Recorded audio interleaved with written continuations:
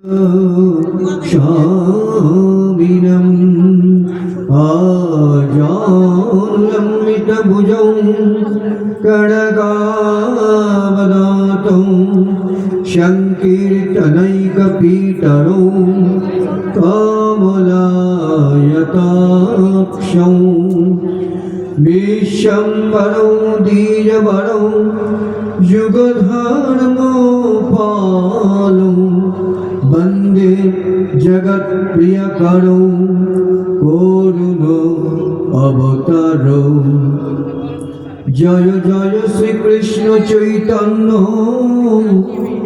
जय नित्यानंद जय अद्वैत चंद्र जय गौर भक्त वृंद।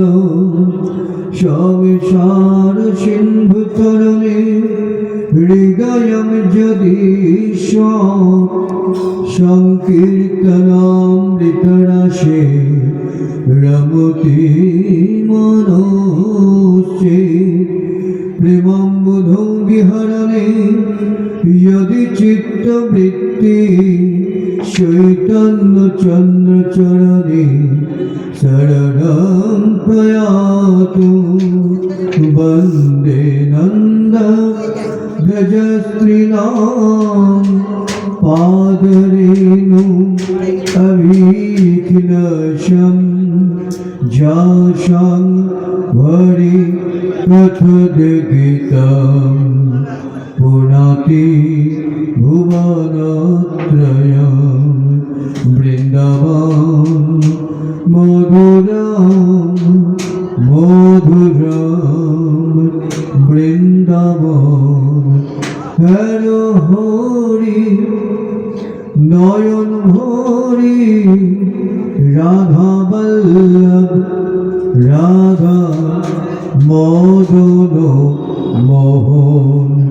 वृन्दावन मधुरं मधुरं वृन्दावन।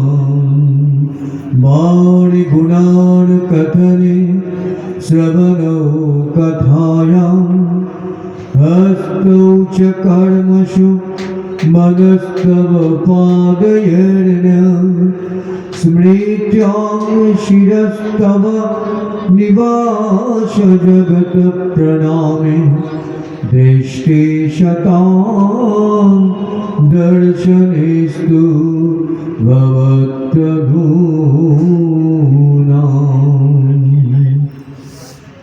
परम कृपालु भागवत परमहंस निखिल मुनिगण मुकुटमणि निखिल मुनिगण वंदित व्यासनंदन श्रील सुखदेव गोस्वामी महाराज महाराज परीक्षित एवं अन्यान्य मुनि ऋषिगणेर समीपे परम मंगलमय भगवानेर कथा भगवानेर विभिन्न अवतारेर कथा साथे साथे भक्तिर कथा वर्णना करछेन। आमरा प्रथमे सेई निखिल मुनिगण जार चरण वंदना करें सेई व्यासनंदन श्रील सुखदेव गोस्वामी महाराज जी के आमादेर प्रणाम निवेदन करी।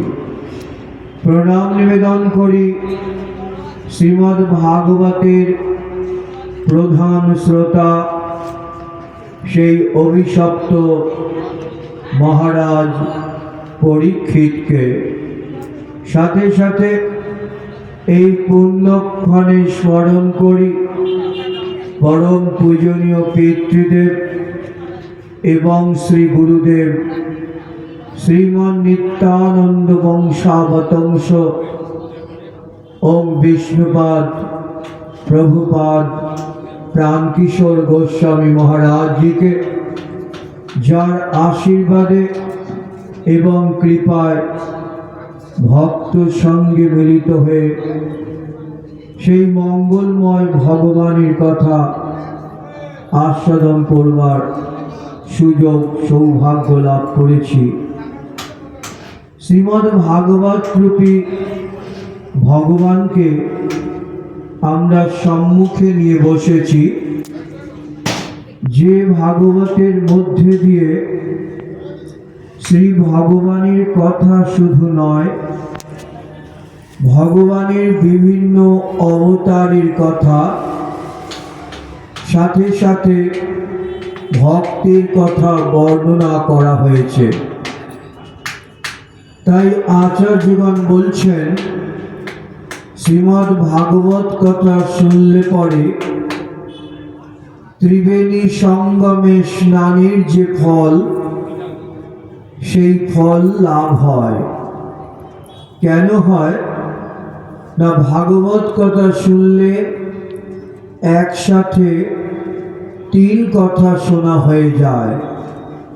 ভগবানের কথা, ভগবানের বিভিন্ন অবতারের কথা, আর তার প্রিয় ভক্তির কথা। এই 3 কথা একসাথে শোনা হয়ে যায় ভাগবত কথা শুনলে পরে। তাই ভাগবত শুধু একটি গ্রন্থ নয়, শ্রীমদ্ ভাগবত হচ্ছেন মূর্তিমন্ত ভগবত বিগ্রহ স্বরূপ। তাই আমরা শ্রীমদ্ ভাগবতের পূজা করি, তাকে পুষ্প অর্পণ করি, তুলসী অর্পণ করি, চন্দন দিই, তাকে ভোগ নিবেদন করি।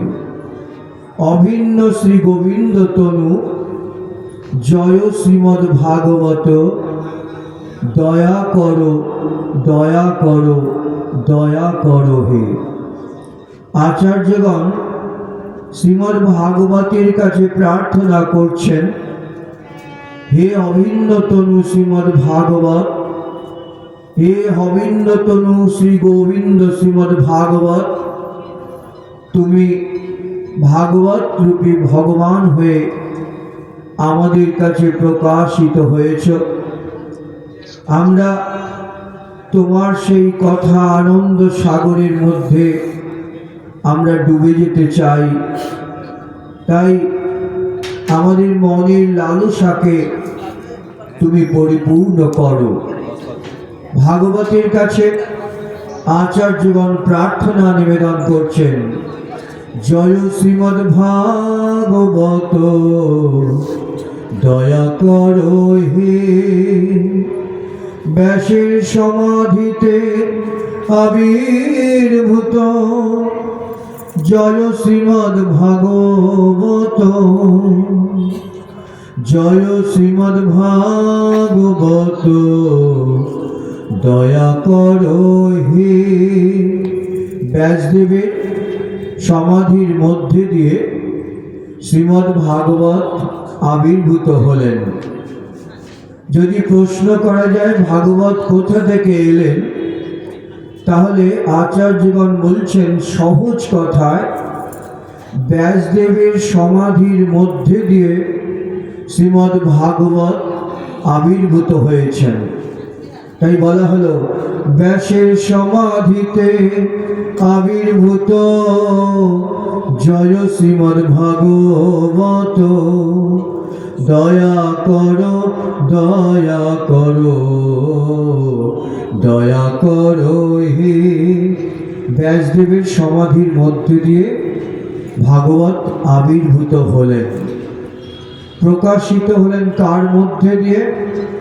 প্রকাশিত হলেন ব্যাসনন্দন শ্রীল সুখদেব গোস্বামী মহারাজের মধ্যে দিয়ে।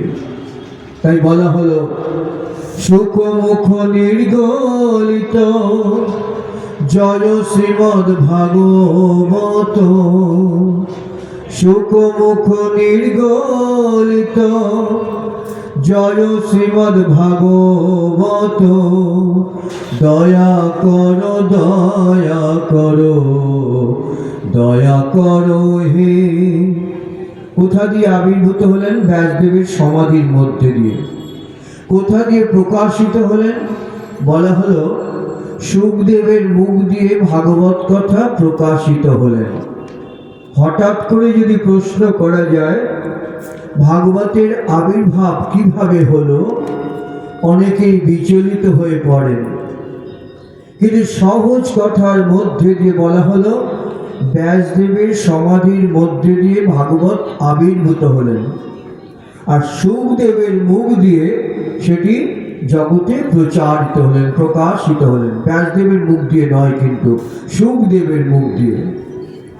তারপর বলা হলো মহারাজ পরীক্ষিতের প্রাণধন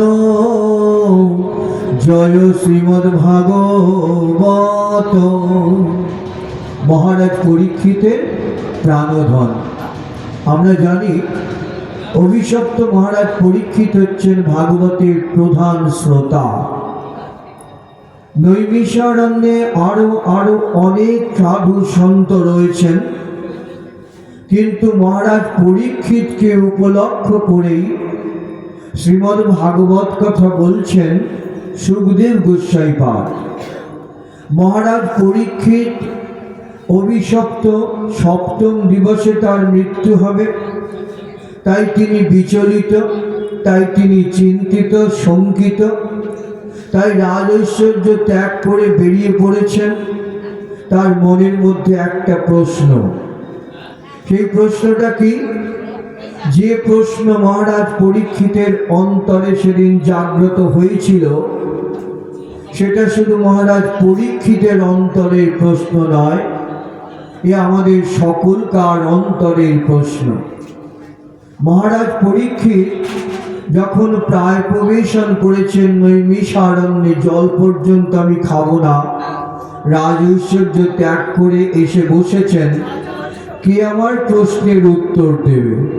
কি প্রশ্ন? তিনি সকলকার কাছে রেখেছেন, কিন্তু কেউ তার প্রশ্নের উত্তর দিতে এগিয়ে আসেননি। যখন সুখদেব গোস্বাইপাদ সেখানে এসেছেন সাধু সন্ত সমাগমে, তখন মহারাজ পরীক্ষিত তার চরণতলায় লুটিয়ে পড়ে প্রশ্নটা রেখেছেন। বলছেন, আমি অভিশপ্ত, 7টা দিন মাত্র আমার আয়ু আছে, মৃত্যু আমার নিকটে এসে উপস্থিত হয়েছে। আমি কি করলে পরে আমার এই মনুষ্য জন্মটা সার্থক হবে, এই উত্তরটা আমি চাই। এই পথটা আপনি আমাকে নির্দেশ করে দিন। আমি তো মানুষ হয়ে জন্মেছি, সবাই বলছে আমি মানুষ, চোখ কান হাত পা নাক সব কিছু আমার আছে, কিন্তু এই মনুষ্য জন্মটার সার্থকতা বিধান কেমন করে হবে? এই হলো ভাগবতের শুরু, এই হলো মহারাজ পরীক্ষিতের প্রশ্ন, যে প্রশ্নটা আমাদের সকলকার অন্তরের প্রশ্ন, শুধু মহারাজ পরীক্ষিতের নয়। সুখদেব গোস্বাইপাদ দাঁড়িয়ে গিয়ে তার প্রশ্নের উত্তর দিচ্ছেন। যে সুখদেব গোস্বামীপাদ মায়ার বন্ধনকে ছিন্ন করে ঘুরে ঘুরে বেড়ান, ভগবানের ভাবনার মধ্যে মনটাকে ডুবিয়ে রেখে একটা গাছের তলায় ক্ষণিকের বেশি সময় দাঁড়ান না, কেন? ওই গাছটার সাথে মায়ার বন্ধনে আবদ্ধ হয়ে যেতে হবে। কেউ যদি বলে বাবা একটু দাঁড়ান, একটু ফল দিই, একটু দুধ দিই, তার দাঁড়াবার সুযোগ নেই, সময় নেই। কেন নেই? বলছেন তাহলে তার সাথে মায়ার বন্ধনে আবদ্ধ হয়ে যেতে হবে। তাই তিনি অপেক্ষা করেন না, তিনি পথ চলতে থাকেন পরম প্রেমময়ের ভাবনার সাথে মনটাকে যুক্ত করে দিয়ে। সেই সুখদেব গোস্বাইপাদ আজ দাঁড়িয়ে গেছেন মহারাজ পরীক্ষিতের কাছে। আচার্যবান বলছেন, তাহলে কি ওই সুখদেব গোস্বাইপাদ মহারাজ পরীক্ষিতের সাথে মায়ার বন্ধনে আবদ্ধ হয়ে গেলেন তার কথা শুনে? আচার্যগণ বলছেন, না না, তা নয়। তাহলে মহাপুরুষগণ আসেন জগৎকে শিক্ষা দেওয়ার জন্যে, পথ নির্দেশ করবার জন্যে। মহাপুরুষগণ তীর্থে তীর্থে ভ্রমণ করেন, তাদের পদধূলিতে সেই স্থানকে পূর্ণ পবিত্র করবেন বলে। সুখদেব গোস্বামীও তেমন করে ঘুরে বেড়াচ্ছেন। আজ যখন মহারাজ পরীক্ষিতের প্রশ্নটা তিনি শুনেছেন, তখন তিনি সুযোগ পেয়েছেন জগতের জীবকে শিক্ষা দেওয়ার জন্য, পথ নির্দেশ করে দেওয়ার জন্য সুযোগ পেয়েছেন। সেই ব্যাসনন্দন সুখদেব গোস্বামী পাতায় দাঁড়িয়ে গেছেন। মহারাজ পরীক্ষিতকে বলছেন, আপনি এত ভীত কেন, সন্ত্রস্ত কেন, এত দুঃখিত চিত্ত কেন, কি হয়েছে আপনার? বলছেন, আমি মৃত্যু পথযাত্রী। মৃত্যুকে কে না ভয় পায়? সবাই ভয় পায় মৃত্যুকে। মৃত্যু এসে দরজায় কড়া নাড়ছে, 7টা দিন আমার মাত্র আয়ু আছে। সুখদেব গোস্বামী পাদ বলছেন, আপনার জীবন ধন্য, ভয় পাবেন না, ভয়ের কিছু নেই, আপনার জীবন ধন্য। মহারাজ পরীক্ষিত বলছেন, আমি অভিশপ্ত আর আমার জীবন ধন্য। বলছেন, হ্যাঁ, আপনার জীবন ধন্য। কেন জানেন? কেউ জানতে পারে না মৃত্যু কখন আসবে। মৃত্যু কাউকে জানিয়ে আসে না, তার সময়ে সে এসে ছিনিয়েই হোক আর ভালোবেসে আদর করেই হোক, সে নিয়ে চলে যায়। মহাজন বলছেন, পদ্ম পাতায় যেমন জল টলমল টলমল করে, তেমনি করে আমাদের জীবনটাও টলমল টলমল করছে। কখন পড়ে যাবে আমরা কেউ জানি না। সুখদেব গোস্বামী পাদ বলছেন, আপনার জীবন ধন্য, আপনি জানতে পেরেছেন সেই মৃত্যু ক্ষণটাকে। তাই সময়টাকে ফেলে রেখে দেবেন না। আমরা রেখে দিই না, আজ নয় কাল হবে বলে, কিন্তু আমরা কেউ জানি না কাল সকালের সূর্য আমি দর্শন করতে পারবো কিনা, কেউ জানি না। নিঃশ্বাসে নেই বিশ্বাস। সুখদেব গোস্বামী পাত্তাই বললেন, শুধু মহারাজ পরীক্ষিতকে নয়, আমাদের সকলকার জন্য তিনি উপদেশ দিলেন, পথ নির্দেশ করে দিলেন, ফেলে রেখে দিও না। যে সময়টা পাচ্ছ তাকে কাজে লাগাও, তাকে সার্থক করে তোলো। পশুরাও যা যা করে, মানুষও তাই তাই করে। পশুদের যা যা আছে, চোখ কান হাত পা নাক, মানুষেরও সব কিছু আছে। তাহলে ওরা পশু আর আমরা মানুষ কেন? বলছেন, কেন জানেন? পশুদেরকে ভগবান সব দিয়েছেন, আর যা যা করে মানুষও তাই তাই করে, কিন্তু একটা জায়গায় পার্থক্য। সেটা কি? ভগবান মানুষকে মন দিয়েছেন ভাবনার জন্যে। যে মনটাকে সে ভাবনার সাথে যুক্ত করতে পারে, কার সাথে? যার সাথে তার যোগ চিরকালে। যার সাথে যোগ চিরকালে, তার সাথে সে যোগযুক্ত হতে পারে ইচ্ছা করলে। কিন্তু পশুদের সেই ভাবনার সুযোগ নেই, তাদের সেই মন নেই যে মন দিয়ে তারা ভগবানের ভাবনা করবে। আর যে মন ভগবানের ভাবনার সাথে যুক্ত না হলো, সে মন থাকা আর না থাকা সমান। সুখদেব গোস্বামী পাদ আমাদের সকলকে শিক্ষা দিলেন ভাগবতের শুরুতেই, ফেলে রেখে দিও না। যে সময়টা পাচ্ছ তাকে কাজে লাগাও। কিভাবে? যিনি তোমাকে এই সুন্দর পৃথিবীতে পাঠিয়েছেন, তিনি চোখ দিয়েছেন, হাত দিয়েছেন, কান দিয়েছেন, পা দিয়েছেন, মন দিয়েছেন, সব কিছু দিয়ে সুন্দর করে তোমাকে পাঠিয়েছেন। চোখ তো নাও দিতে পারতেন, কিন্তু চোখ দিয়েছেন। কান তো নাও দিতে পারতেন, কিন্তু কতজনে কান থাকা সত্ত্বেও সে শুনতে পায় না, চোখ থাকা সত্ত্বেও সে দেখতে পায় না। আমি তো দেখতে পাই, আমি তো শুনতে পাই, আমি তো কথা বলতে পারি। কে দিয়েছেন? যিনি আমাকে এইগুলো দিয়ে এই সুন্দর পৃথিবীতে সব কিছু ভোগ করবার জন্য পাঠিয়েছেন, তাকে ভুলে যেও না। এই কথাই সেদিন মহারাজ পরীক্ষিতকে উপলক্ষ করে আমাদের কাছে প্রকাশ করলেন শ্রীল সুখদেব গোস্বামী। ভুলো না তাকে। কাকে?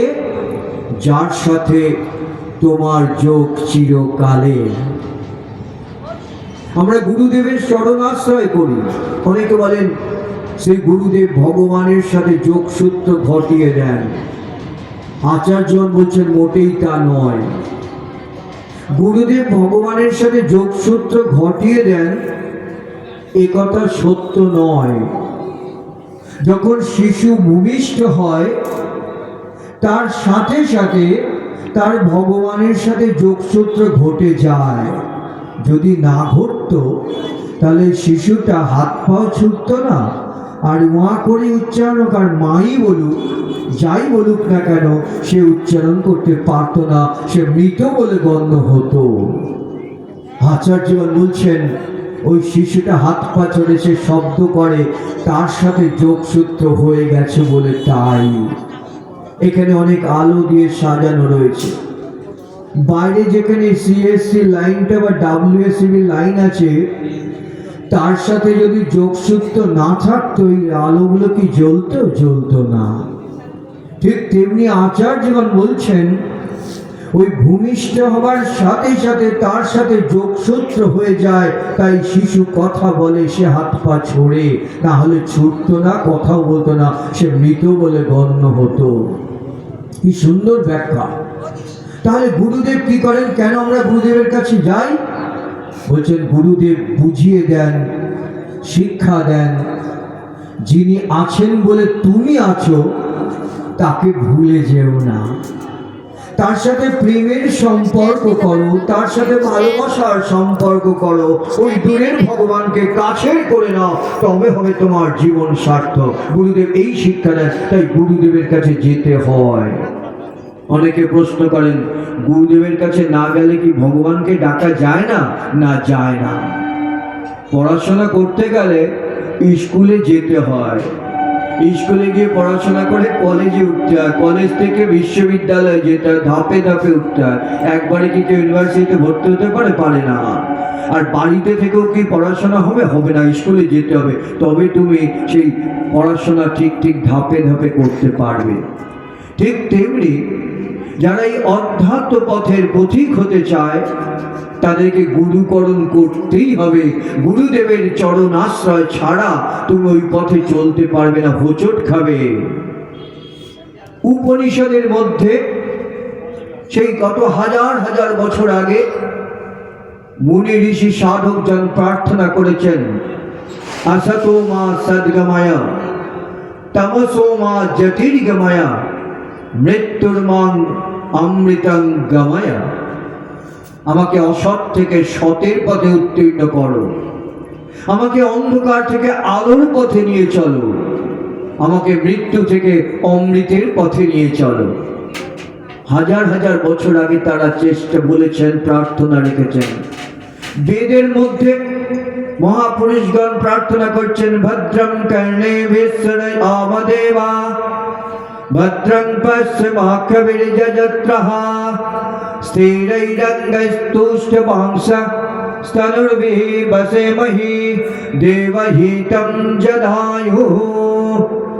বেদের মধ্যে, বেদের মন্ত্র আমরা ভুলতে বসেছি, আজকে বেদের দেবতাদের ভুলতে বসেছি। বেদের মধ্যে দিয়েও সেই প্রার্থনা কি, আমরা যেন মঙ্গল পথে চলি, আমরা যেন মঙ্গল কথা শুনি, আমরা যেন যা দৃশ্য দেখব চোখ দিয়ে সেটা যেন মঙ্গল দৃশ্য হয়, কোনো কুরুচিকর দৃশ্য যেন আমরা না দেখি। কি সুন্দর প্রার্থনা। উপনিষদে প্রার্থনা করা হলো, ঠিক তেমনি বেদের মধ্যে প্রার্থনা করা হলো, ভাগবতের মধ্যেও বলা হলো আমরা যেন সৎ পথে চলি, আমরা যেন মঙ্গল পথে পরিচালিত হই, আমাদের অন্ধকার পথ যেন না থাকে, অন্ধকার যেন দূরীভূত হয়ে যায়। এই পথের অন্ধকার দূরীভূত কেমন করে হবে? শ্রী গুরুদেবের কৃপার আলোকে। শ্রী গুরুদেব কৃপা করলে পরে তবে ওই পথের বাধা বিঘ্ন সব দূরে সরে যাবে, অন্ধকার পথ আলোকিত হবে, তবে তুমি সেই মঙ্গল পথে পবিত্র ভাবনার সাথে যুক্ত হয়ে চলতে সমর্থ হবে। তাই ভাগবতের মধ্যে ভক্তজন প্রার্থনা করেছেন, ভাগবত তিনটে কথা শুনিয়েছেন। এক হলো ভগবান আসেন, এক হলো ভগবান এসেছেন, আর এক হলো ভগবান আসবেন।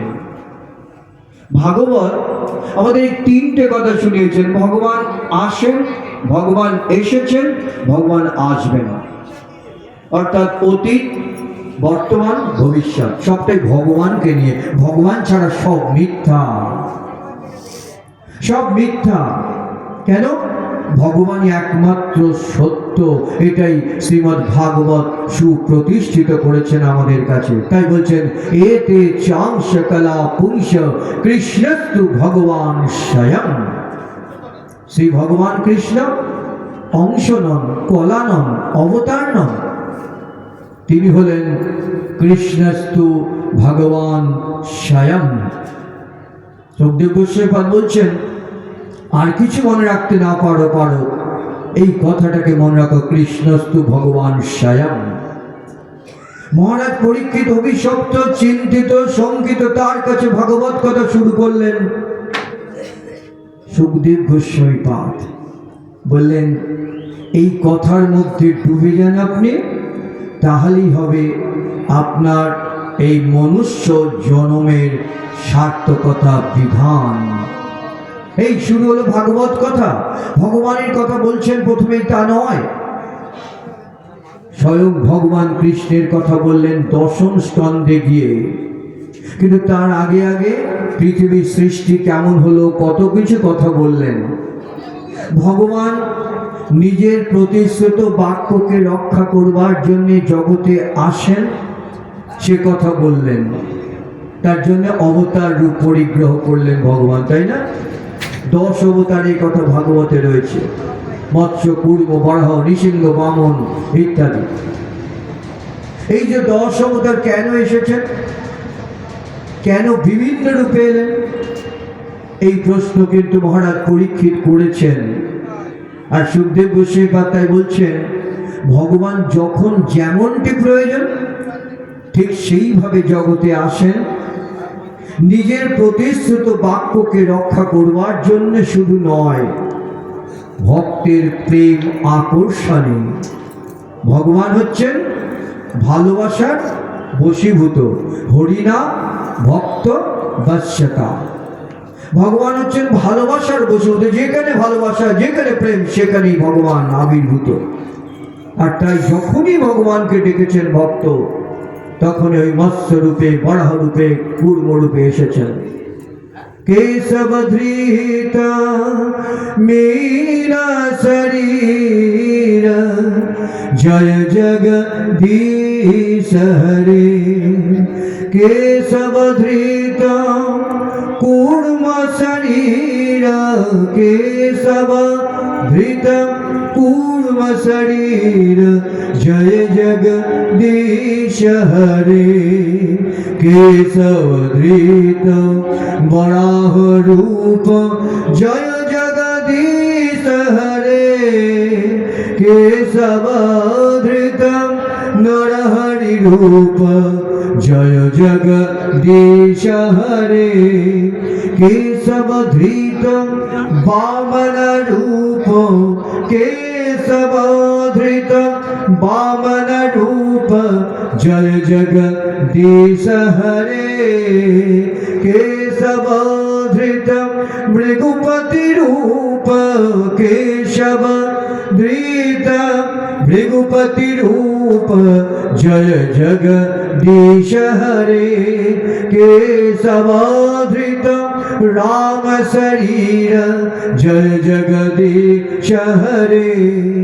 কেশব ধৃত হলধর রূপ, কেশব ধৃত হলধর রূপ, जय जगदीश हरे केशव धृत बुद्ध शरीर जय जगदीश हरे केशव धृत कुल की शरीर जय जगदीश हरे केशव धृत दशविध रूप केशव धृत दशविध रूप जय जगदीश हरे केशव धृत दशविध रूप जय जगदीश हरे केशवाधृत दशविध रूप जय जगदीश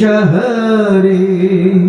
वेदानुद्धरते जगन्ति वहते भूगलमूद बिभ्रते दैत्यवदार्यते बलिविच्छयते क्षत्रक्षयं पूर्वते पौलस्त्यं जयते हलं कलयते कारुण्यमातन्नते म्लेच्छान् मूर्छयते यथाकृतिकृते कृष्णाय तुभ्यं नमः।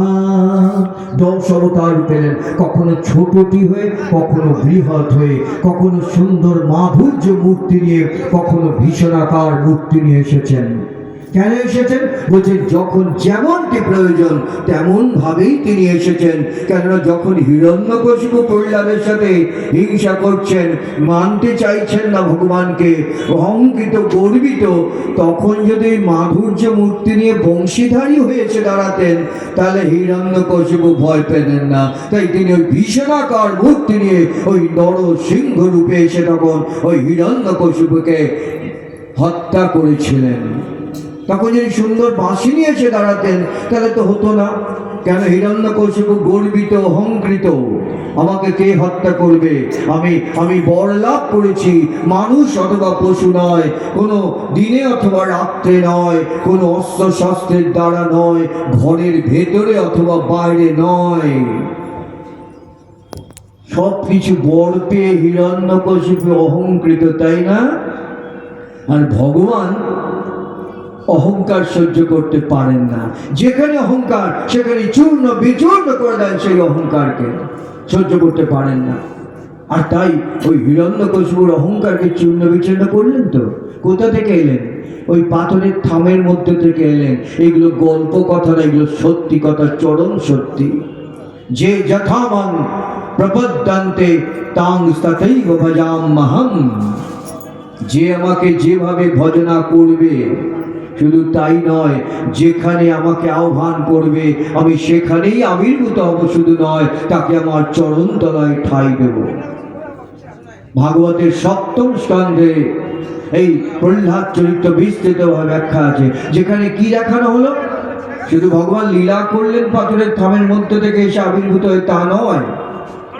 বিশ্বাসী আর অবিশ্বাসীর কার জয় হয় সেটা দেখালেন। বিশ্বাস করে প্রত্য বালক প্রহ্লাদ, তার অন্তরে দৃঢ়তা, ভগবান সর্বত্র আছেন, এমন কোন জায়গা নেই যেখানে ভগবান নেই। আর হিরণ্যকশিপু তত উল্টো কথা, ভগবান বলে কিছু মানি না, আমি জানি না, বুঝি না, কিসের ভগবান, কিসের কি। আমরা অনেকে বলি না ভগবান টগবান মানি না, সব অহংকার। আমার আমিত্বটাকে নিয়ে থাকি, তাই অহংকারে মত্ত হয়ে থাকি। ভগবান ওই অহংকারের চরমতম সীমায় নিয়ে গিয়ে একটা সময় ফেলেন যখন আর কেউ রক্ষা করতে পারে না। হে ভগবান, রক্ষা করো, রক্ষা করো, রক্ষা করো, রক্ষা করো, বলতেই হয়। প্রহ্লাদ কিন্তু দৃঢ় বিশ্বাস, তার এতটুকু কোনো ফাঁক নেই বিশ্বাসে। ওই ভগবান মানি, আবার পরক্ষণে ভালো ভগবান কি সত্যি আছে? না না, তাহলে হবে না। প্রহ্লাদের অন্তরে নিঃসংশয়ে নিঃসংকোচে প্রহ্লাদ ওই ছোট্ট বালক ওই স্তম্ভের মধ্যে হরির দর্শন প্রত্যাশা করেছিল সেদিন। আর তাই সেখান থেকে আবির্ভূত হয়েছিলেন নরসিংহ মূর্তি দিয়ে। মানুষও নয়, পশুও নয়, দিনেও নয়, রাতেও নয়, কোনো অস্ত্রশস্ত্রের দ্বারা নয়, আকাশে নয়, মাটিতে নয়, সব বরগুলো ঠিকঠাক রাখলেন ভগবান। কিন্তু এসে যখন আবির্ভূত হয়েছেন, কে কে কে তুমি? না না না, আমাকে প্রাণে মেরো না, আমি তোমার কাছে প্রাণ ভিক্ষা চাইছি। দেয়ালে পিঠ থেকে গেছে হিরণ্যকশিপুর। হ্যাঁ, আর প্রহ্লাদ বলছেন, প্রভু প্রভু, আমার পিতাকে হত্যা করো না, তাকে রক্ষা করো, রক্ষা করো, রক্ষা করো। স্তুতি করতে শুরু করে দিয়েছেন প্রহ্লাদ, যে প্রহ্লাদ গোবিন্দ চরণে, হরির চরণে নিবেদিত। প্রহ্লাদকে কে রক্ষা করে ওই বিপদের হাত থেকে? আমরা কিন্তু এই প্রশ্নটা মনের মধ্যে রাখি। প্রহ্লাদকে ওই ভগবত ভাবনার জন্যে তার পিতা তো হত্যা করতে চেয়েছিলেন, কিন্তু পেরেছিলেন কি? পারেননি। যে ভগবানের চরণে শরণাগত হয় তাকে কে হত্যা করবে? কিন্তু এই প্রশ্নটা ওই হিরণ্যকশিপুর অন্তরে হয়েছিল। তাই আমরা দেখতে পাই ভাগবতের মধ্যে কোলের মধ্যে বসিয়ে গায়ে মাথায় হাত বুলিয়ে প্রহ্লাদকে জিজ্ঞেস করেছেন, কি দরকার আছে বাবা তোর হরি ভাবনার? হরি ভাবনা তোর মন থেকে সরা, হরি ভাবনার দরকার নেই, তুই মন থেকে হরি ভাবনা সরা। তোকে এত কষ্ট দিচ্ছে আমি, তোকে আমি মেরেই ফেলবো। বলে মেরে ফেললে মেরে ফেলবে, যদি তার ইচ্ছা হয় তাহলে তাই হবে। তুই সত্যি করে বলতো বাবা, তোর এমন কি ক্ষমতা যে তুই এমন করে এই বিপদগুলোতে ফেলা সত্ত্বেও সব কিছুর থেকে ফিরে আসছিস? বলছেন ইয়ার এমন কি কথা, আমি যার চরণতলায় পড়ে আছি, যিনি আমার সামনে পিছনে ডান দিকে বাঁ দিকে উপরে নিচে সর্বত্র নিজেকে ছড়িয়ে রেখে দিয়েছেন, সেই হরির চরণতলায় আমি নিবেদিত। তিনি রক্ষা করলে আমরা রক্ষিত হই, আর তিনি মারলে আমরা মরে যাই। ভয় কিসের আমার? তুমি আমাকে মারবে বলেছো, মারো, কিন্তু এটা জেনে রাখো তিনি কিন্তু তোমার মধ্যে আছেন, আমার মধ্যে আছেন, সর্বত্র আছেন। এই কথাটা কিন্তু হিরণ্যকশিপুর ভালো লাগেনি, আর তাই তিনি আরো রেগে গিয়ে বলেছেন, তোর হরি কোথায় আছেন দেখি? সর্বত্র আছেন। ওই পাথরের থামের মধ্যে কি হরি আছেন? বলছেন হ্যাঁ এখানে আছেন। কোনো কিছু চিন্তা করেননি ছোট্ট বালক প্রহ্লাদ, নিঃসংশয়ে বলেছেন হ্যাঁ এই পাথরের থামের মধ্যে হরি আছেন। আর তাই ওই পাথরের স্তম্ভ যখন চূর্ণ বিচূর্ণ করা হলো, সেখান থেকে নর সিংহ, মানুষও নয় পশুও নয়, দুটো যুগ্ম ভাবে আবির্ভূত হলেন। কেন হলেন? ভক্ত ডেকেছে, ভক্তের বিশ্বাসকে দৃঢ় থেকে দৃঢ়তম করতে হবে, আর অবিশ্বাসীর অন্তরে অবিশ্বাসকে চূর্ণ বিচূর্ণ করে দিতে হবে। তাই তিনি এসেছেন। প্রহ্লাদকে রক্ষা করা শুধু নয়, আর হিরণ্যকশিপুকে হত্যা করা শুধু নয়। আচার্যগণ বলছেন হিরণ্যকশিপুকে হত্যা করেছেন তা নয়, তাহলে বলছেন অহংকারীর অন্তরে অহংকারকে চূর্ণ বিচূর্ণ করে দিয়েছেন, আর ভক্তের দর্শনকে সার্থক করেছেন। তাই প্রহ্লাদ বলতে পারেন আমি সর্বত্র তাকে দেখি, সর্বত্র তিনি আছেন, এমন কোনো জায়গা নেই যেখানে তিনি নেই।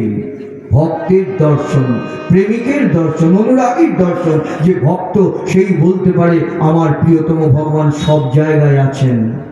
ভগবান নিজেই তো বলে দিয়েছেন এমন কোনো জায়গা নেই যেখানে আমি নেই, আমি সর্বত্র নিজেকে ছড়িয়ে রেখেছি, তাই আমি ভগবান, তাই আমি বিষ্ণু। ভক্ত যে সে দর্শন করে ভগবানকে সর্বত্র। সবাই কিন্তু দেখতে পায় না। কেন দেখতে পায় না?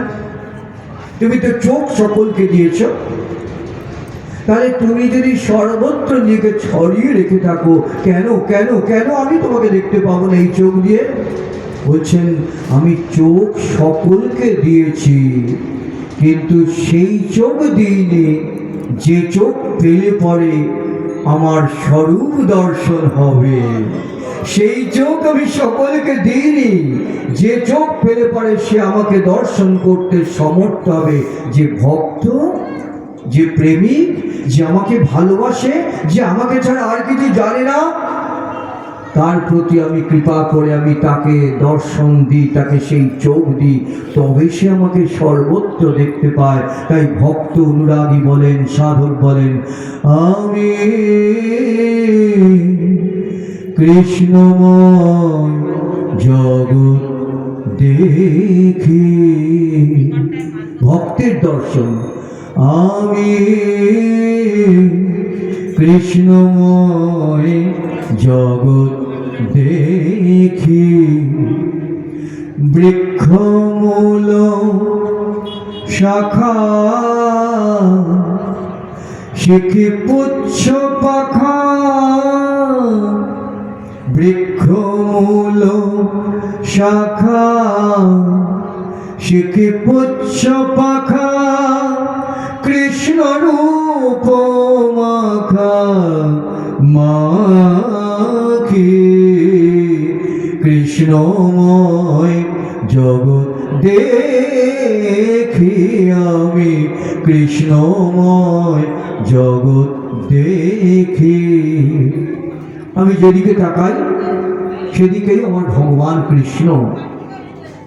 10 দিকের সর্বত্র তিনি রয়েছেন, গাছের পাতার মধ্যে তিনি রয়েছেন, ফুলের পাপড়ির মধ্যে তিনি রয়েছেন, শুধু মানুষ নয় সকল জীবের অন্তরের মধ্যে তিনি রয়েছেন। আমার প্রভু প্রাণকিশোর বলছেন, তোমরা আমাকে ফুলের মালা পরাও, আমি ফুলের মালা পরতে বড় ভালোবাসি। কেন জানো? এই ফুলের মালার ফুলের প্রত্যেকটি পাপড়ির মধ্যে দিয়ে আমি আমার শ্রী রাধা বল্লভের অঙ্গস্পর্শ লাভ করি, তাই আমি ফুলের মালা পরতে ভালোবাসি। এ হলো ভক্তের দর্শন, এ হলো প্রেমিকের দর্শন, এ হলো অনুরাগীর দর্শন। তাই সে বলতে পারে, যখনই আমি যে স্থানে যাই অধৈর্য আদি দিকে যাই, যখনই আমি যে স্থানে যাই অধৈর্য আদি দিকে যাই, কৃষ্ণ ভিন্ন জন্য দেখিতে না পাই, কৃষ্ণ ভিন্ন অন্য দেখিতে না পাই। আমি যেদিকে ফিরাই আখি কৃষ্ণময় জগৎ দেখি আমি কৃষ্ণময় জগৎ দেখি। সর্বত্র আমি তাকে দেখি, এমন কোনো জায়গা নেই যেখানে তিনি নেই। যে ভগবানকে ভালোবাসে সেই দর্শনের অধিকারী হয়। যাকে ভগবান কৃপা করে দর্শন দেওয়ার জন্য উপযুক্ত চোখ দেন, সে দেখতে পায় সত্যি ভগবান দূরে নয়, সবচাইতে কাছে রয়েছেন, অত কাছে আর কেউ নেই।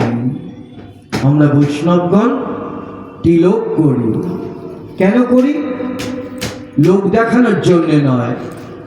বর্তমান সমাজ অবশ্য ওই তিলক করে আর গলায় মোটা মোটা মালা পরে দেখানোটাই, আমি পরম ভক্ত একজন, এটা দেখানোটাই এখনকার দিনের একটা ফ্যাশন হয়ে গেছে। কপালে বড় বড় করে তিলক, গলায় ভর্তি মালা। আমি একজন পরম ভক্ত। শ্রীমদ্ ভগবত গীতার মধ্যে, শ্রীমদ্ ভাগবতের মধ্যে ভক্তের লক্ষণ বলতে গিয়ে বলা হলো, গীতার মধ্যে বললেন ভগবান নিজ মুখে, গীতার 12 অধ্যায় ভক্তি যোগে, সেখানে যে লক্ষণগুলো বললেন ভক্তের, সেই লক্ষণগুলো যদি আমরা চিন্তা করি তাহলে দেখবো সেখানে তিলকের কথা নেই, মালারও কথা নেই। কিন্তু এগুলো নিশ্চয়ই প্রয়োজনীয়তা আছে, তিলকেরও প্রয়োজনীয়তা আছে, গলায় তুলসীর মালা ধারণের প্রয়োজনীয়তা আছে, কিন্তু এইগুলোই সব নয়। সেখানে বলা হলো, অধ্যষ্টা সর্বভূতানাং মৈত্র করুণা এবাচ নির্মমা নিরহংকার সমো দুঃখ সুখক্ষমে সন্তুষ্ট সততং যোগী ইয়াতাত্মা দৃঢ় নিশ্চয় মজ্জর্পিতর মনোর্বুদ্ধি যো মদ্ভক্ত সৌমে প্রিয়া। গীতার মধ্যে সবাই জানেন, সবার বাড়িতে গীতা আছে। গীতাতে দেখবেন 12 অধ্যায়ে ভক্তিযোগে এই লক্ষণগুলো বলা আছে। এইগুলো যার আছে সে হলো আমার ভক্ত, আর এই ভক্তই হলো আমার প্রিয়। তার মধ্যে প্রথম কথাটাই যদি চিন্তা করি, আমরা যারা লোক দেখানো ভক্ত সাজি না, ওই লজ্জায় মাথা নত হয়ে যাবে। বলেন অদ্দেষ্টা সর্বভূতানাম, সর্বত্র যার সমান দৃষ্টি, কেউ আমার শত্রু, কেউ মিত্র নয়, কেউ আমার আত্মীয়, কেউ অনাত্মীয় নয়, সবাই আমার আত্মীয়, সবাই আমার বন্ধু, সবাই আমার প্রাণের জন। কেন না সকলকার মধ্যে আমার প্রাণ প্রিয়তম শ্রীকৃষ্ণ ভগবান বিরাজ করছেন। যে ভক্ত হবে তার এই দৃষ্টি হবে, সে কাউকে দূরে সরিয়ে দেবে না, সকলকে সে আপনার করে নেবে। তাই আমাদের উপনিষদ, বেদ, ভাগবত সবাই শিক্ষা দিয়েছেন, স্বার্থপর হইও না। স্বার্থপর হয়ে না, শুধু নিজের মঙ্গল চিন্তা করো না, সকলকার মঙ্গল চিন্তা করো, তাহলে দেখবে তোমার মঙ্গল হবেই হবে। স্বার্থপরতার শিক্ষা সেখানে কোথাও নেই। আমরা তিলক করি কেন? তিলক করি এই জন্যে যে তিলকের মধ্যে দিয়ে আমরা ভগবানকে দেহের মধ্যে বসাই, এই দেহের মধ্যে ভগবানকে বসাই। তাহলে এই দেহটা হলো কি? রোজ যদি আমি চিন্তা করি তাহলে দেখবো এই দেহটা হলো ভগবানের মন্দির। 12টা নামে 12টা জায়গায় ভগবানকে বসাই আমরা, শুধু লোক দেখানোর জন্য নয়। এই 12টা নামে বসাতে বসাতে কি হয়? এই দেহটা সত্য সত্যই একদিন ভগবানের মন্দির হয়ে যায়। ভগবান দূরের নয়, তিনি আমার সব চাইতে কাছে, আমার দেহের মধ্যে মন্দিরে তিনি অধিষ্ঠিত রয়েছেন। এই ভাবনাটা সুপ্রতিষ্ঠিত হয়। এই ভাবনাকে প্রতিষ্ঠিত করবার জন্যে আমরা তিলক করি, লোক দেখানোর জন্য না। আজকাল সব ফ্যাশন হয়ে গেছে, হাতে জপের মালা নিয়ে নিয়ে রাস্তায় ঘুরে বেড়ায়, লোকের সাথে কথা বলছে, বাজারে যাচ্ছে, বাজার করছে। এগুলো কি জপ হয়? না, এগুলো শাস্ত্র বলেননি। আরেকটা ফ্যাশন চলছে আজকাল, দেখবেন আপনারাও দেখেছেন, ওই গোপাল নিয়ে নিয়ে, বিগ্রহ নিয়ে নিয়ে রাস্তা রাস্তা ঘোরা, দোকানে যাচ্ছে, রেস্টুরেন্টে খাচ্ছে, সেখানেও সেই গোপালকে নিয়ে গিয়ে টেবিলের মধ্যে রেখে দিচ্ছে। কি অনাচার! এগুলো যারা করছেন তাদেরকে অপরাধের ভাগ কিন্তু বহন করতেই হবে, করতেই হবে, করতেই হবে। শাস্ত্র বলছেন বিগ্রহকে যেন ছেলে খেলা চলে না। যিনি সর্বত্র অধিষ্ঠিত রয়েছেন ভগবান, আমার দেহের মধ্যে শুধু নয়, তোমার দেহের মধ্যে সর্বত্র। আমরা অতি চালাক মনে করি না নিজেদেরকে? আমরা চালাক মনে করি, হ্যাঁ কেউ তো দেখলো না, অন্যায়টা আমি করে নি। কিন্তু কেউ দেখুক না দেখুক, একজন কিন্তু দেখছেন সকলকার অলক্ষ্যে থেকে, তিনি হলেন শ্রী ভগবান। আমরা বড় বড় দোকানে গেলে পরে, বড় বড় বাড়িতে গেলে পরে সিসিটিভি লাগানো থাকে না? আপনি সিসিটিভির আন্ডারে আছেন, কিন্তু সাবধান, দোকানেও থাকে, লোকের বাড়িতেও থাকে। অনেক কেন থাকে? তারা ঘর থেকে দেখতে পাবে কে কোথায় ঢুকলো না ঢুকলো সব কিছু। আর ভগবানের সিসিটিভি কিন্তু সর্বত্র লাগানো রয়েছে, তো আপনি দেখুন আর না দেখুন, তিনি কিন্তু ঠিক লক্ষ্য রাখছেন কে কিভাবে চলছে, কে কি করছে। তার সিসিটিভি কিন্তু সর্বত্র রয়েছে। ভগবানকে নিয়ে ওরকম ব্যভিচার, অনাচার কখনো করা যায় না, যায় না, যায় না। ভগবানকে আসনে বসিয়ে রাখতে হয়, তাকে পূজা করতে হয়, তাকে ফুল চন্দন দিতে হয়। বিগ্রহ বিশেষভাবে তিনি রূপ পরিগ্রহ করেছেন কোথায়?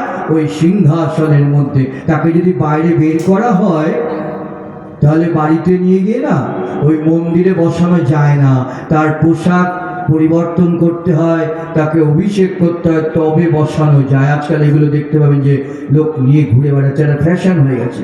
বিগ্রহকে নিয়ে কখনো এমন করা যায় না। কেন না? বিগ্রহ বিশেষভাবে রূপ পরিগ্রহ করেছেন কে? যে ভগবান সর্বত্র রয়েছেন। তাই ভক্ত বলে নয়ন মুদিয়া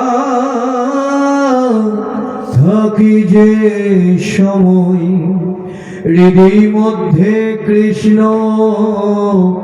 রূপ দৃষ্ট হয়। নয়ন মুদিয়া থাকি যে সময়, হৃদয় মধ্যে কৃষ্ণ রূপ দৃষ্ট হয়। নীলকণ্ঠ কয় এই যে মহাভাবদয়, অন্তরে সাক্ষী রাখি, কৃষ্ণময় জগৎ দেখি, আমি কৃষ্ণময় জগৎ দেখি। এখানে হলো ভক্তের পরিপূর্ণতা, ভক্তের জীবনের সার্থকতা। সে চোখ তাকালেও সর্বত্র দেখতে পায় ভগবানকে, চোখ বন্ধ করে থাকলেও সে হৃদয় মন্দিরের মধ্যে ভগবানকে দেখতে পায়। মহাপ্রভু গৌরাঙ্গ সুন্দর, আমরা কলির জীব, কলির যে ওই ভাগবত ভাগবত বলি বটে, কিন্তু ভাগবতের কথা কিন্তু জীবনে গ্রহণ করতে পারি না, পারবো না, অত ধৃষ্টতাও নেই। কেন? ভাগবত বলছেন তুমি ভালোবাসবে শুধু, প্রতিদানে কিছু চাইবে পারবে না, চাইতে পারবে না, প্রতিদানে কিচ্ছু চাইবে না তার কাছে, শুধু তাকে ভালোবেসে যাবে, তবে হবে তোমার প্রার্থনা, তোমার ভাবনা, তোমার জীবন সার্থক। ভালোবাসো শুধু।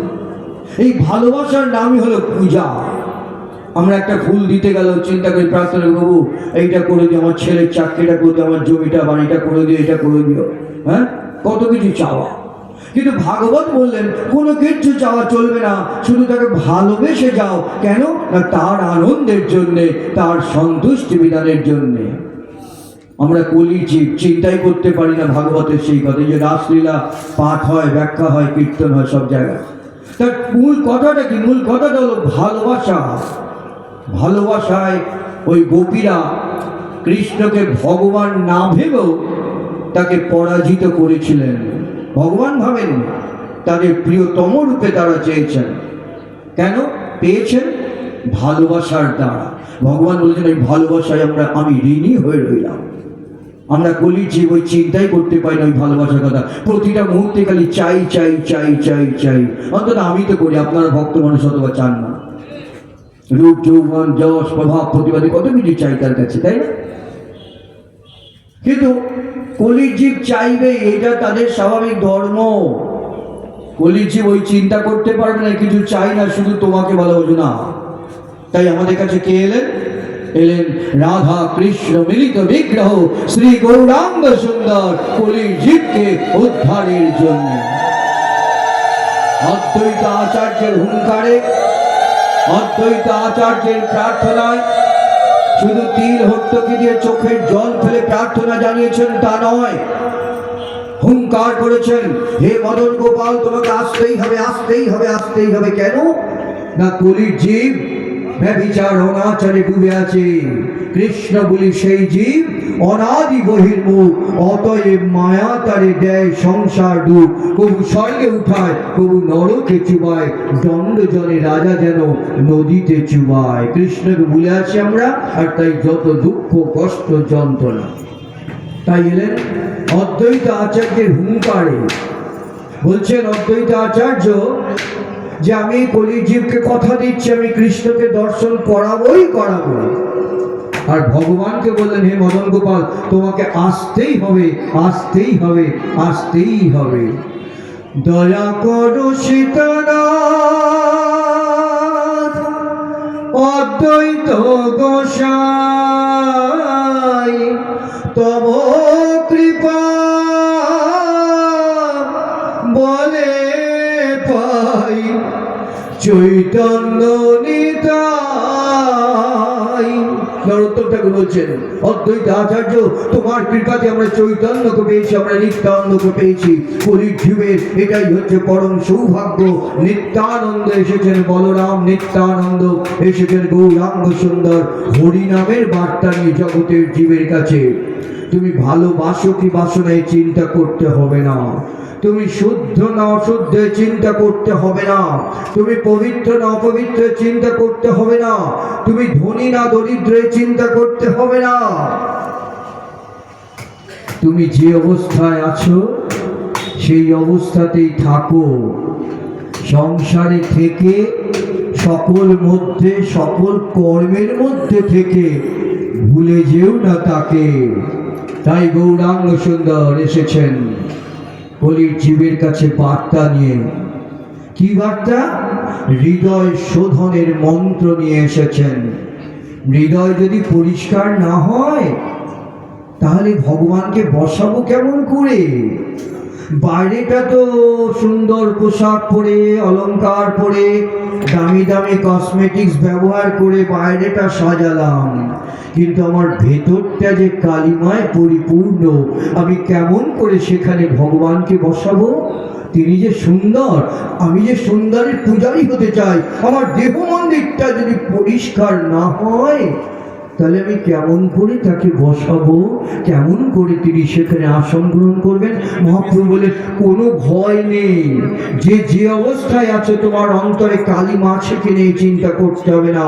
চেত দর্পণ মার্জনম ভবমহা দাবাগ্নি নির্বাপনম শ্রেয় কৈরব চন্দ্রিকা বিতরণম বিদ্যা বধু জীবনম আনন্দামুদিবর্ধনম প্রতিপদং পূর্ণামৃত স্বাদনম সর্বাত্মস্থাপনম পরম বিজয়তে শ্রীকৃষ্ণ সংকীর্তনম। আর কিছু নয়, ওই কৃষ্ণ নাম করো, কৃষ্ণ নাম করো, কৃষ্ণ কৃষ্ণ বলো, হরে কৃষ্ণ কৃষ্ণ কৃষ্ণ হরে হরে, হরে রাম রাম রাম হরে হরে বলো। তাহলে তোমার চিত্তরূপ দর্পণ মার্জনা হয়ে যাবে। মহাপ্রভুর বার্তা এটাই, হৃদয়কে শোধন করো। কিসের দ্বারা? ওই হরিনাম মহামন্ত্রের দ্বারা। আমার প্রভু নিত্যানন্দকে আদেশ দিলেন, আমি সেই নিত্যানন্দ বংশের ত্রয়োদশ সন্তান, নিত্যানন্দ বংশের ত্রয়োদশ সন্তান আমি, আমার অহংকার আছে। আমার প্রভু নিত্যানন্দকে এই গৌরাঙ্গ মহাপ্রভু আদেশ দিলেন, শুনো শুনো নিত্যানন্দ, শুনো হরিদাস, সর্বত্র আমার আজ্ঞা করো প্রকাশ, প্রতি ঘরে ঘরে গিয়া করো এই ভিক্ষা, কৃষ্ণ ভজ কৃষ্ণ বলো, করো কৃষ্ণ শিক্ষা। নিত্যানন্দ হরিদাস যাও, একদিন শিবাস্বামী রায় তাদেরকে ডেকে বলছে, যাও দাঁড়িয়ে দাঁড়িয়ে যাবে, কাউকে বিচার করবে না, যাকে দেখবে তাকেই বলো কৃষ্ণ ভজ কৃষ্ণ বলো, কৃষ্ণ করো শিক্ষা। কৃষ্ণ কৃষ্ণ একমাত্রই প্রাণ, কৃষ্ণকে ভুলো না। তাকে যদি তুমি ধরে থাকতে পারো তাহলে তোমার জীবন সুন্দর হবে, তুমি সত্যকারের মানুষ হতে পারবে। কৃষ্ণকে ভুলে থাকলেই সব গেল। তাই যার মুখে ভাই হরি কথা নাই, তার কাছে তুমি যেও না, যে কথা কুকথা হরিরে ভুলায়, সে কথা তুমি কহিও না। কেন? হরি কথাই কথা, আর সব বৃথা, ব্যথা ব্যথা ব্যথা। মহাপ্রভু গৌরাঙ্গ সুন্দর, আমার প্রভু নিত্যানন্দ মহাপ্রভুর আদেশকে মাথায় নিলেন। দুই ভাই একত্রে এসেছেন, তাই না? অনেক অনুষ্ঠানে প্রশ্ন করেন, আপনি দুই ভাই বললেন, কি করে দুই ভাই হয়? গৌরাঙ্গ মহাপ্রভু নবদ্বীপের মায়াপুরে এলেন, তার পিতামাতা আলাদা, জগন্নাথ মিশ্রা সতী দেবী। আর নিত্যানন্দ প্রভু এলেন বীরভূমের এক চক্রায়, তার পিতামাতা আলাদা, কুবের পণ্ডিত আর পদ্মাবতী। তাহলে এই যদি তাদের হয় পরিচয়, তারা অন্য জায়গায় জন্মগ্রহণ করলেন আর অন্য জায়গায় পিতামাতা, তাহলে তারা দুই ভাই হলেন কি করে? আচার্য বলছেন না না না, কি জানো, ওই কানাই আর বলাই, ওই ব্রজের কানাই বলাই এসেছেন গৌড়ে এই নবদ্বীপে নৃত্য করবার জন্যে, সকলকে ওই হরিনামের বার্তা পৌঁছে দেবার জন্য দাঁড়ে দাঁড়ে নিত্যানন্দ প্রভু আজও চলেছেন। অদ্যাপিও সেই লীলা করছেন গৌরাঙ্গ প্রভু নিত্যানন্দ। আমার প্রভু নিত্যানন্দ অক্রোধ পরমানন্দ হয়ে চলেছেন। অক্রোধ পরমানন্দ আমার নিত্যানন্দ রায়, অভিমান শূন্য নিতাই নগরে বেড়াই, যারে দেখে তারে কহে দন্তে তৃণ ধরি, আমারে কিনিয়া লহ বল গৌর হরি। প্রশ্ন আসে, মহাপ্রভু বললেন কৃষ্ণ বলবার জন্যে, আর নিত্যানন্দ প্রভুকে বললেন গৌর বলো, বলো গৌর হরি। ভজ গৌরাঙ্গ কহ গৌরাঙ্গ, লহ গৌরাঙ্গের নাম রে, যে জন গৌরাঙ্গ ভজে সে হয় আমার প্রাণ রে। ভজ গৌরাঙ্গ কহ গৌরাঙ্গ, লহ গৌরাঙ্গের নাম রে। কেন বললেন নিত্যানন্দ গৌরাঙ্গ বলতে? আচার্য বলছেন নিত্যানন্দ চেনালেন শ্রী গৌরাঙ্গ কে। ওই রাধা কৃষ্ণ মিলিত বিগ্রহী এসেছেন গৌরাঙ্গ রূপে, আর গৌরাঙ্গ রূপে এসেছেন তার নাম করো, তাকে আশ্রয় করো। নরোত্তম ঠাকুর বললেন না না, আগে নিতাই চরণ ভজনা করো। নিতাই চরণ ভজনা করলে তবে গৌরের কৃপা হবে, আর গৌরের কৃপা লাভ হলে পরে তবে বৃন্দাবনে প্রবেশ করতে পারবে, তার আগে নয়। তাই ধাপে ধাপে এগিয়ে যাও। আজকের এই শুভ মঙ্গল অনুষ্ঠানে ইয়ংস্টার্স ক্লাব তাদের আয়োজনের এই অনুষ্ঠানে আমি বহু বছর পড়েলাম, 4-5 বছর কন্টিনিউ আমি পাঠ করেছিলাম, এখানে এসেছিলাম। তখন আমাদের সকলকার প্রিয় সর্বজনপ্রিয় মন্টুবাবু ছিলেন। আজ তাকে আমরা পাচ্ছি না সামনে, কিন্তু তিনি রয়েছেন, অবশ্যই রয়েছেন। তিনি জাননি তিনি রয়েছেন তার কাজের মধ্যে দিয়ে, তাই আজকেও আমরা তাকে স্মরণ করি। তার আহ্বানে আমি বহু বছর এখানে অনুষ্ঠানে আসবার সুযোগ পেয়েছিলাম, তারপর অনেক বছর আসার সুযোগ পাইনি। এই বছরে যারা আমাকে আহ্বান করে এনেছেন তাদের কাছে আমি কৃতজ্ঞতা জানিয়ে ছোট করব না। নিত্যানন্দ বংশের সন্তান হিসাবে প্রার্থনা করব প্রভুর কাছে, এই ইয়ংস্টার্স ক্লাবের সকলকার যে মঙ্গল ভাবনা, পবিত্র ভাবনা, সেই ভাবনা সার্থক করুন আমার প্রভু নিত্যানন্দ, প্রভু গৌরাঙ্গ সুন্দর। আজকের এই প্রার্থনায় নিবেদন করি তাদের চরণতলায়, প্রভু তুমি তোমার কৃপা বর্ষণ করে এই শুভ সংকল্পকে সার্থক করে তোলো। আমি অত্যন্ত আনন্দিত। বিভিন্ন জায়গায় যেতে হয়, বিভিন্ন অনুষ্ঠানে, কিন্তু এইখানে আসার একটা আলাদা আনন্দ আছে। কেননা মন্টুবাবুর স্নেহ, ভালোবাসা, শ্রদ্ধা সব কিছু মিশিয়ে আমার সেই দিনগুলোর কথা মনে পড়ে, যখন তার সাথে আমি ছিলাম। আমাকে অত্যন্ত ভালোবাসতেন, অত্যন্ত শ্রদ্ধাও করতেন। আজকে তাকে স্মরণ করি, তাদের এই মঙ্গল শুভ সংকল্প সার্থক হোক, সার্থক হোক, সার্থক হোক। জয় গৌর, জয় নিতাই, জয় রাধাবল্লভ। আমরা যেন সত্য সত্যই তাদের দেওয়া কথাকে আমরা যেন মেনে চলতে পারি, লোক দেখানো কিছু নয়, যেন সত্যকারে তাদের ওই আদর্শকে গ্রহণ করতে পারি। চৈতন্য, নিত্যানন্দ এরা ছিলেন বড় সমাজসেবক।